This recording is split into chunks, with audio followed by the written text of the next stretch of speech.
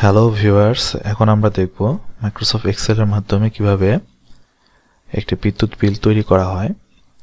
তো এক্সেলের মাধ্যমে বিদ্যুৎ বিল তৈরি করতে হলে আমাদের প্রথমে যেটি করতে হবে, বিদ্যুৎ বিলের তৈরির পূর্বে কোম্পানির শর্তগুলো জেনে নিতে হবে। যদি শর্তগুলো এরকম হয় যে গ্রাহক 120 ইউনিটের নিচে খরচ করলে তার বিল হবে 1.2 টাকা হারে, 210 ইউনিটের নিচে খরচ করলে তার বিল হবে 1.75 টাকা হারে, 350 ইউনিটের নিচে খরচ করলে তার বিল হবে 2.1 টাকা হারে, 500 ইউনিটের নিচে খরচ করলে তার বিল হবে 2.7 টাকা হারে, এবং গ্রাহক 500 ইউনিটের বেশি যতই খরচ করুক না কেন তার বিল হবে 3.1 টাকা হারে। তো আমরা এই শর্তটা মেনটেন করে, আমরা এই শর্তটার উপর ডিপেন্ড করে আমরা আমাদের বিদ্যুৎ বিল তৈরি করব। তো চলুন আমরা বিদ্যুৎ বিল তৈরি করি। তো তাহলে আমরা এই এক্সেল শিটে প্রথমে আমরা একটি ফরম্যাট তৈরি করে নেব বিদ্যুৎ বিলের জন্য।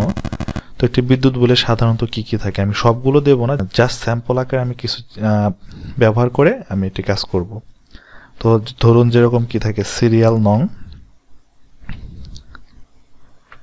তো এখানে আমি সিরিয়াল নং লিখলাম। তার কি কি থাকে, মিটার নং থাকে,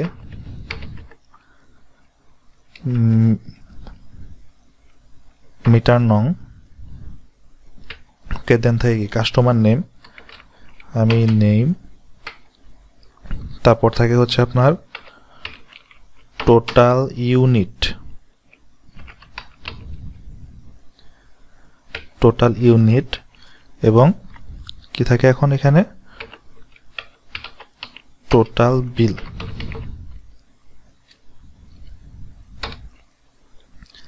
তো আমরা এই শর্ত অনুযায়ী কাজ করব। আচ্ছা, এখন আমরা যেটা করব, এখানে আমরা কিছু সিরিয়াল নাম্বার ইনপুট করব, 0 1 0 2 3 4 5। আচ্ছা, আপাতত আমরা 5টা স্যাম্পল নিয়ে কাজ করি। মিটার নং ধরুন 1001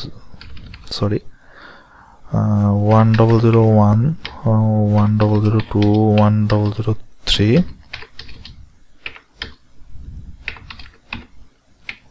আচ্ছা, এইভাবে নিলাম। আচ্ছা, নামের ক্ষেত্রে আমি এখানে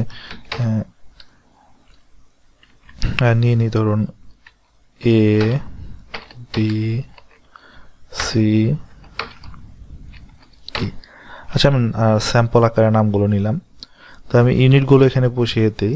আমরা ইউনিটগুলো ধরি এখানে 850 ইউনিট, 350 ইউনিট, 480, 290, 100। এখন আমরা এখানে যেটা করব, এইটা হচ্ছে আমাদের মূল কাজ। এখানে আমরা এখন আমরা ইউনিট প্রতি কত টাকা বিল হচ্ছে সেটা বের করার জন্য আমরা সূত্রে ব্যবহার করব। তো আমরা টোটাল বিলের ঘরে আমি রাখবো কার্যটা, এবং কি এখানে আমি সূত্রে ব্যবহারের জন্য প্রথমে আমি কি ইকুয়াল সাইনটা ব্যবহার করব। দেন এখানে আমি লিখব ইফ, যদি ফার্স্ট ব্র্যাকেট দিয়ে আমার D2 সেলটাকে আমি ধরবো। D2 সেল হচ্ছে আমার পার ইউনিট।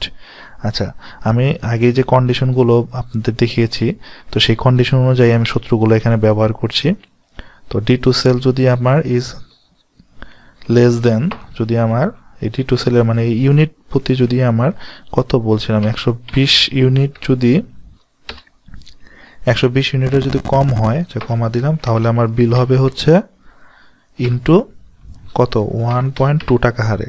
আচ্ছা, আবার কমা দেই, ইফ, আবার লিখবো ইফ, যদি ফার্স্ট ব্র্যাকেট শুরু দিয়ে আমার যদি D2 সেল মানে পার ইউনিট যদি ইজ লেস দেন ব্যবহার করব, 210 ইউনিটের ব্যবহার কম হয়, সেখানে আবার কমা সাইন ব্যবহার করে D2, এখানে আমার বিল হবে কত ইনটু 1.75।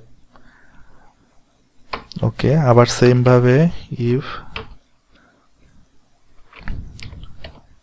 D2 মানে আমার পার ইউনিট যদি, তারপরে আমি কত বলেছিলাম, তারপরে আমার পার ইউনিট ছিল হচ্ছে 350 টাকা, সরি, আমার D2 ইজ লেস দেন 350 টাকা, কমা, তারপর আবার সেল নাম্বার 2.75 সেল নাম্বার দেওয়ার পর আমাকে ইনটু দিতে হবে, তারপর হচ্ছে 2.1 মানে পার ইউনিট কত সেটা লিখতে হবে। তো এটা আমরা যখন বসাবো তখন আমরা খুব ভালোভাবে খেয়াল করে সূত্রগুলো দেব, কারণ একটু যদি মিস্টেক হয় আমার এরর চলে আসবে, আবার প্রথম থেকে সূত্রটা ঠিক করতে হবে।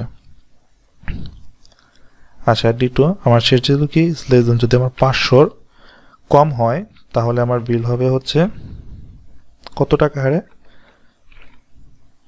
ইন্টু 2.7 টাকা হারে। আচ্ছা, আবার কমা দিয়ে ইফ লিখি। ঠিক আছে, এখন হচ্ছে আমার এই D2 সেল যদি, এখন আমি এখানে গ্রেটার দেনটা ব্যবহার করব। যদি আমার 500 ইউনিটের যত বেশি হোক না কেন, তো 500 ইউনিট ইন্টু আমার D2 সেল, তো এখানে ইন্টুতে 3.1, এটা হচ্ছে আমার 500 ইউনিট যতই হোক আমি এখানে 3.1 টাকা পার ইউনিটের বিল হবে। তো এখন আমার কাজটি প্রায় শেষের দিকে। এখন আমি যেটা করব সেটা হচ্ছে আমি যে কাজের শুরুগুলোতে যে ফার্স্ট ব্র্যাকেটগুলো দিয়ে গেছি, তো এই ফার্স্ট ব্র্যাকেটগুলো আমাকে ইন করতে হবে, আমি ফার্স্ট ব্র্যাকেটগুলো কিন্তু শেষ টানিনি। তো এক্সেলের ক্ষেত্রে সূত্রের ক্ষেত্রে যেটা করতে হয়, আপনি সূত্রের ক্ষেত্রে যতগুলো ফার্স্ট ব্র্যাকেট ব্যবহার করবেন আপনাকে সূত্রের শেষে ঠিক ততগুলো ফার্স্ট ব্র্যাকেট দিয়েই ফার্স্ট ব্র্যাকেট ক্লোজ করতে হবে।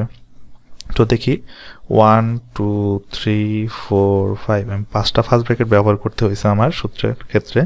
তো আমি এখানে 5টাই দেব, 1 2 3 4 5।